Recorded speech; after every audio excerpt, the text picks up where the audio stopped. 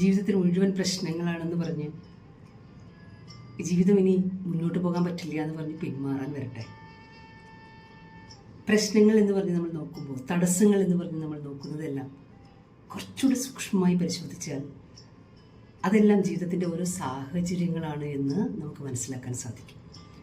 നമ്മൾ തോറ്റുപോയി എന്ന് തോന്നുന്ന, ഇനി മുന്നോട്ട് പോകാൻ കഴിയില്ലെന്ന് തോന്നുന്ന, ജീവിതം എനിക്ക് എത്ര മോശമാണ് എന്ന് ഇടയ്ക്കിടയ്ക്ക് സ്വയം തോന്നുന്ന അത്തരം അവസ്ഥകളെല്ലാം നമ്മുടെ ഓരോ സാഹചര്യങ്ങളാണെന്ന് കരുതുമ്പോൾ ജീവിതം വച്ച് നീട്ടുന്ന വ്യത്യസ്തമായിട്ടുള്ള ഈ സാഹചര്യങ്ങളെ ശരിയായ മാനസികാരോഗ്യത്തോടെ ഡീൽ ചെയ്യണമെന്ന് നമ്മൾ പഠിക്കണം.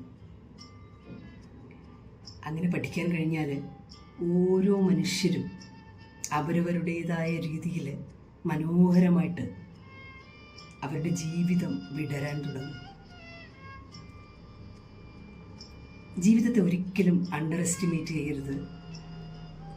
ജീവിതത്തിൽ എന്ത് സംഭവിക്കരുതെന്ന് നാം ആഗ്രഹിക്കുന്നു, ഒരിക്കലും സംഭവിക്കില്ല എന്ന് നാം ഉറച്ചു വിശ്വസിക്കുന്ന കാര്യങ്ങൾ ഒരു പരമ്പര പോലെ നമ്മുടെ ജീവിതത്തിലേക്ക് ഇടിച്ചു കയറി വരും.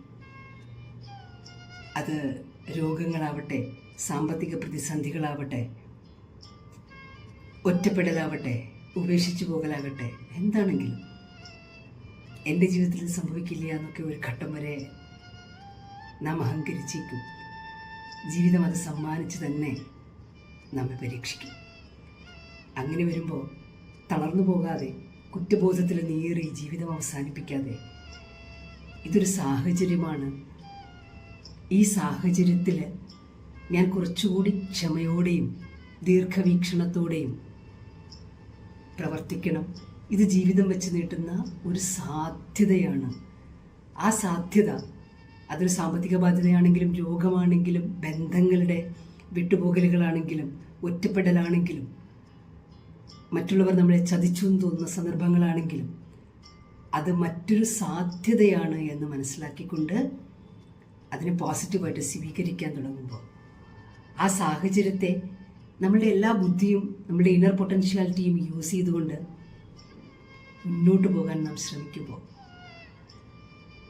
ഇതൊരു താൽക്കാലികമായിട്ടുള്ള കാര്യമാണ്, ഇതിനപ്പുറത്തേക്ക് വളരെ പോസിറ്റീവായിട്ടുള്ളൊരു സൈഡ് ഉണ്ട് എന്ന് നോക്കിക്കൊണ്ട് നാം മുന്നോട്ട് നീങ്ങാൻ ശ്രമിക്കുമ്പോൾ, നമ്മൾ നമ്മളെ സ്വസ്ഥമാക്കുമ്പോൾ, ശാന്തമായിരുന്ന് ജീവിതത്തെ നിരീക്ഷിക്കാൻ തുടങ്ങുമ്പോൾ മുതൽ നമ്മുടെ ജീവിതം ഏറ്റവും മനോഹരമായ രീതിയിൽ ചേഞ്ച് ആവുന്നത് കാണാം.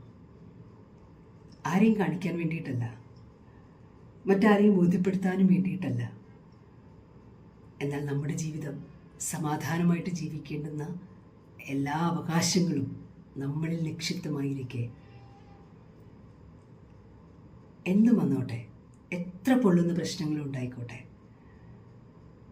ഞാനത് സാധ്യതകളുടെ ഒരു അവസരമായി എടുത്തുകൊണ്ട് മുന്നോട്ട് പോകുമെന്ന് തീരുമാനിക്കാനുള്ള ഉള്ളുറപ്പ്, ഉൾക്കാഴ്ച നമുക്കുണ്ടായേ മതിയാവും. ഓർമ്മയിലിരിക്കട്ടെ.